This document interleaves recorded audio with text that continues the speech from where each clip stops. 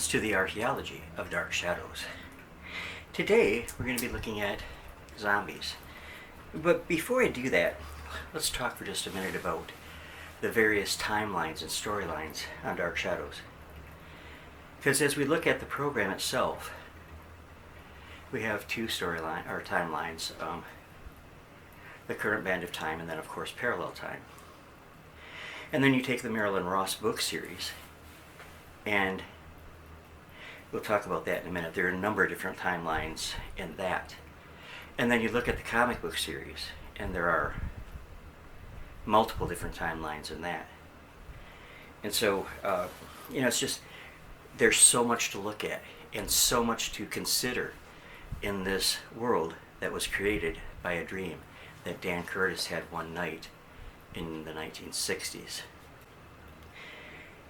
But through Dark Shadows' run, it seemed that hands of the undead were always popping up out of the ground, always.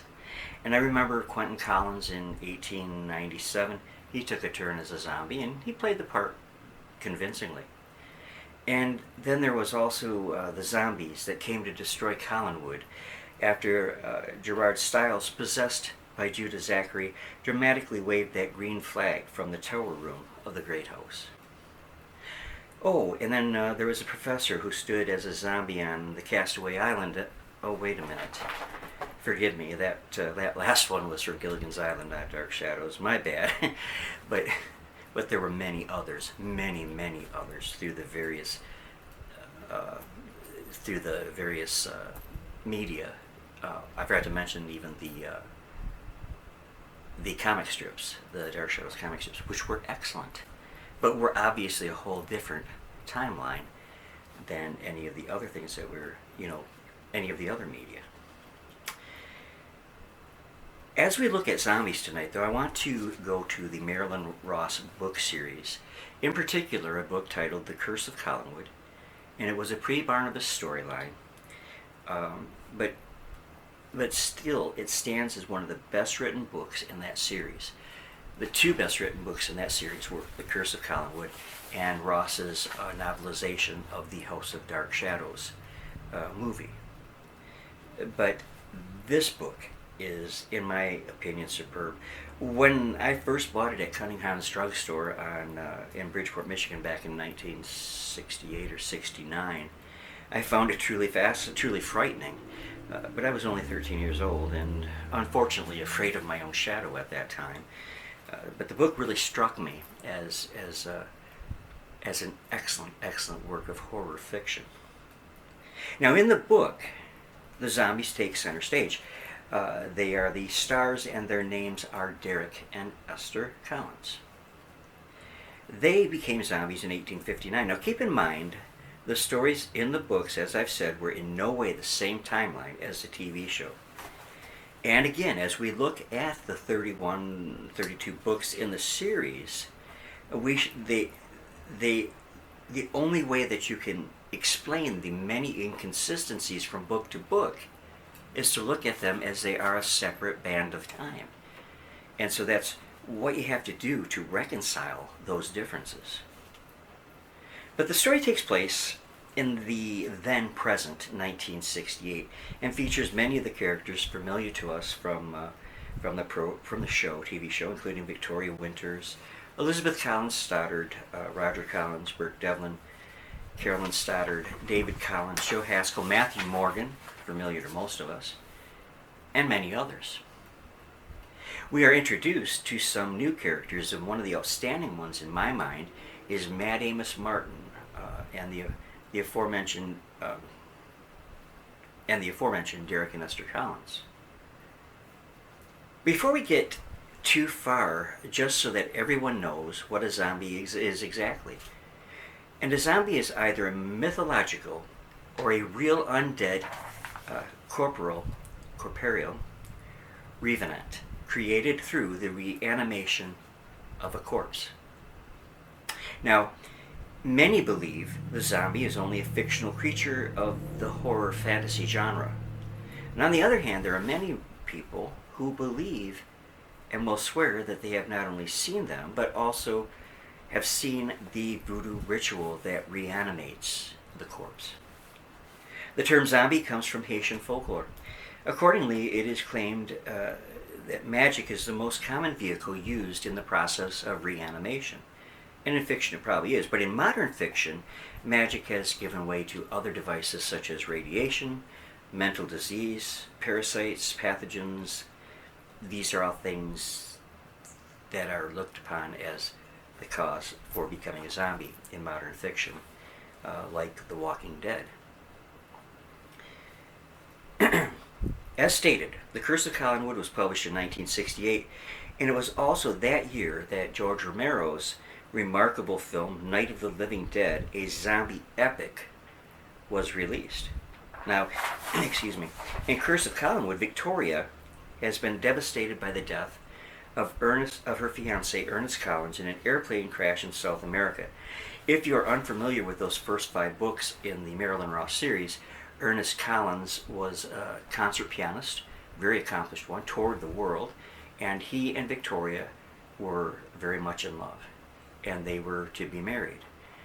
But when Ernest was on a flight to South America where he was to perform, the small airplane that he was in crashed, and Ernest was killed. Now, if that scenario sounds familiar to you, it's because in the television program Dark Shadows, Burke Devlin, who was not a concert pianist, but he was the one who was going to South America on business, and he is the one that was killed in the airplane crash. But in the book series, Burke Devlin steps in and becomes her close male friend. And in the TV series, as I said, there was no Ernest Collins ever in the TV series. It was Burke Devlin, as I said, who perished in that fateful plane crash.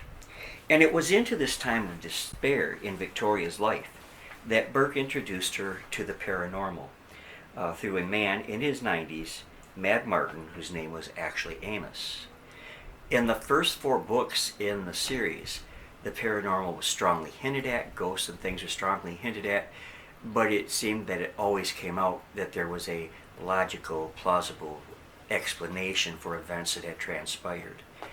That does not demean those first 4 books. They were very much, in that sense, they were very much like the early days of the TV program Dark Shadows, before Laura came into the program. Well, actually, before the Ghost of Bill Malloy showed up. It was a very slow-paced, gothic mystery thriller with possible undertone hints at the supernatural. But anyways, it was into this time of despair in Victoria's life that Burke introduced her to the paranormal, as I said, through Mad Amos Martin, a fascinating character. Marilyn Ross, Dan Ross, really just did an amazing job on describing Mad Martin, describing where he lived. And I mean, he just said that it was so richly atmospheric. He just went overboard and was superb in his writing and descriptive writing in The Curse of Collinwood. Now, Victoria met Amos on a foggy night at his decrepit house on the beach below Widow's Hill.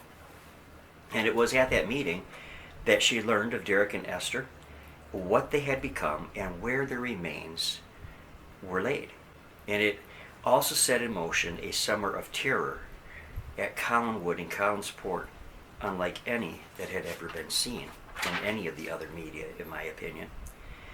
I can only go into so much here because, the book is under copyright still. And if you get a chance, you really need to read it if you love Dark Shadows.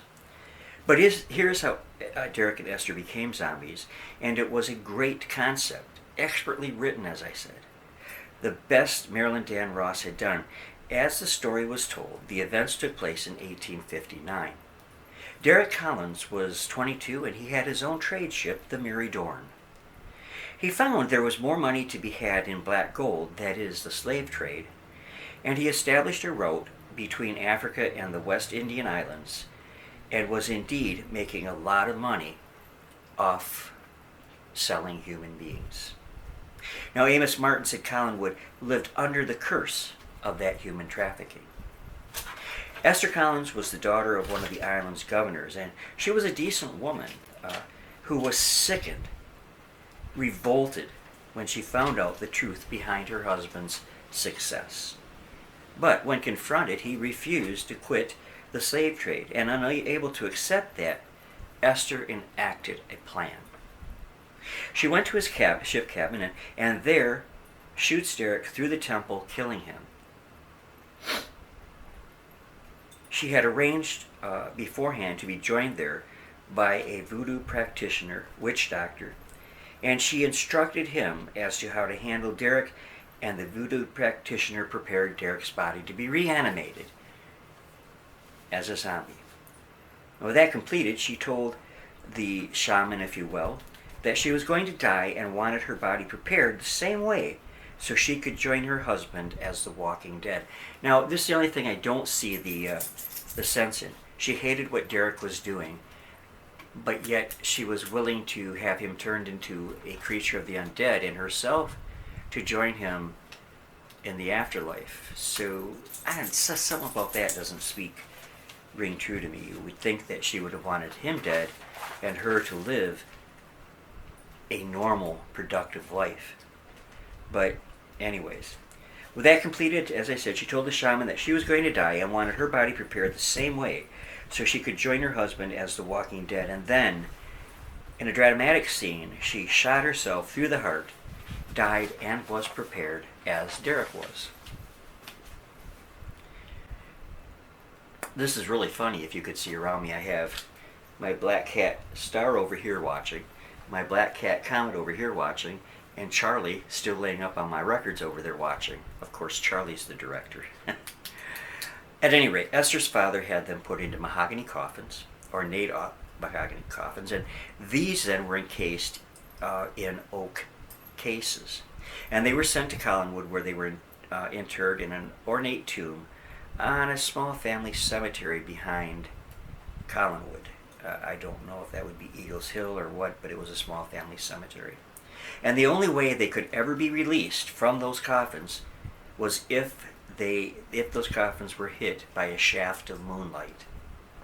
And that is exactly what happened after Victoria and Burke visited the tomb after their curiosity had been piqued by old Amos Martin. They, Derek and Esther, escaped, and a reign of terror unfolded that rivaled anything on the TV series. I mean, there was one scene, I don't have this written into my script here, but there was one scene where, allergies, where they were, there was a summer festival going on in Collinsport, and everybody in town was there, and there was a wrestling match, and they had this big burly wrestler, and the challenge was that there was nobody there that could come up and beat him, but the zombie, they didn't know it was a zombie, but the zombie of Derek Collins went up there, and literally before all the people snapped that other wrestler's back and killed him right in front of them. And there were many scenes like that, graphic, powerful scenes. So they, Derek and Esther, as I said, escaped, and a ray of terror unfolded. And if you've never read it, I tell you, you must find and read this book. If you love Dark Shadows, this is a must for you. Forget the inconsistencies with the TV show. Just enjoy it for what it is, a story that takes place in an alternate timeline. Now, it has been, if you can't find it, it has been released on CD, read by Catherine Lee Scott, who of course played Maggie Evans on the TV series, and many other parts on the original TV series, and it's available on Amazon for $6.99 plus shipping. Comes out to about $13, and all the chapters are on one CD. Each chapter is about 39 minutes long, and it's excellent. I won't critique her reading of it, because she's an excellent reader. Yes, I will. Catherine Lee Scott's an excellent reader, but she was on the show from the beginning, so she should have known about the inflections in the voices of the main players. But when she does them, they're just really, I don't know what to say. But it's still good to be able to get it that cheaply and be able to enjoy it. And she is a good reader. Nothing against her. I loved Maggie Evans from episode number 1. Now, Derek and Esther were the typical Haitian zombies. and are featured widely in Haitian folklore, rural folklore, as dead people physically revived by the act of necromancy, or bokor, that is to say, a sorcerer or witch. The zombie remains under the control of the bokor as a personal slave having no will of its own. The zombie belief has its roots in traditions brought to Haiti by enslaved Africans and their subsequent experiences in the New World, brought by people like Derek Collins, who enigmatically ended up being one for his role in the slave trade. There's so much more to be said about the zombies of the real world and the zombies of Dark Shadows, and there was a lot of them. But for now, this is all I've got time for. Be sure, though, we will take a look at the Dark Shadows TV zombies more down the road, and certainly as I do more Archaeology of Dark Shadows videos, we're going to be looking again at the TV show, at the revival series, the comic books, the Marilyn Ross books, the comic strip series, and oh yeah, the One Gold Key Comic Digest. There's so much to look at. It was such a fascinating world that Dan Curtis created, and that was built upon by those who worked with him. Leela Swift, director, Cy Tomashoff, scenic designer. Who could forget Robert Cobert, whose music was just as big of a character in the series as any human actor. Dark Shadows without Robert Cobert's music would be like Dark Shadows with no Barnabas Collins ever. Listen, I hope you enjoyed this Archaeology of Dark Shadows, Zombies, Derek and Esther Collins. I enjoyed this a lot myself, and it gave me a chance to reread and listen to The Curse of Collinwood again. So I hope you'll join me next time, and love you all very much, and God bless you. Stay well, stay safe, and stay happy. Talk to you again real soon. Till next time.